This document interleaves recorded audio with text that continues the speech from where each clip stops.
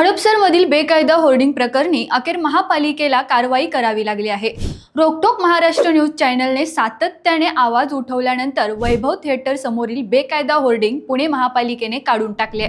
नमस्कार, मी सनोफर, तुम्ही पाहताय रोकटोक महाराष्ट्र न्यूज। नागरिकांचा सवाल आहे की ही कारवाई खरंच ठोस आहे का की नुसता दिखावा। हडपसर, डीपी रोड, केशवनगर, मुंडवा, पिंगळे वस्ती, मांजरी, शेवाळेवाडी आणि इतर भागात 50 ते 60 पेक्षा अधिक होर्डिंग विना परवाना उभारण्यात आल्याची चर्चा आहे। नियमांची सर्रास पायमल्ली केली जात आहे। हडपसरमध्ये बेकायदा होर्डिंगवर राज करणारा युवराज यावर महापालिका अंकुश बसवणार का असा सवाल निर्माण झाला आहे। धक्कादायक बाब म्हणजे काही ठिकाणी महापालिकेचा परवानगी फलक एका होर्डिंगसाठी असून तो दुसऱ्याच होर्डिंगवर लावून मोठा गोलमाल सुरू असल्याचा आरोप आहे। परवानगीच्या झेरॉक्स काढून पण फसवाफसवी सुरू आहे, त्यामुळे लाखो रुपयांचा महसूल महापालिकेला गमवावा लागत असल्याची शक्यता व्यक्त होत आहे।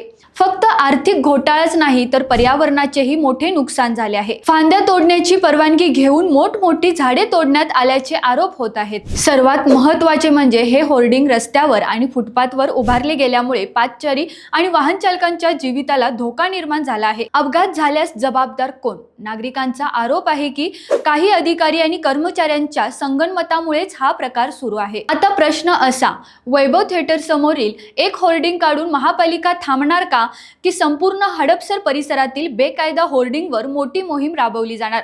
बेकायदा वृक्षतोड करणाऱ्यांवर गुन्हे दाखल होणार का?